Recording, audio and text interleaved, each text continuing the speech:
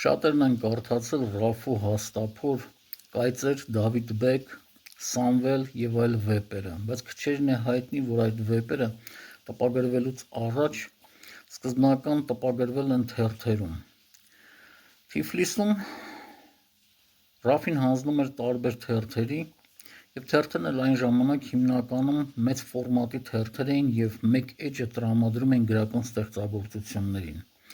Եվ մեկ էջը կամաց ամբողջ վեպը տպագրվում էր մինչև տարվա վերջ, եւ տարվա վերջում նոր գրքի ձևով։ Սրանից շահում էր հեղինակը, քանի որ հոնորարը ստանում էր ամեն օր կամ շաբաթը մեկ անգամ։ Շահում էր թերթը, քանի որ լավ էր վաճառում, իմանալով, որ թերթում տպագրվում է Ռաֆու հերթական վեպը։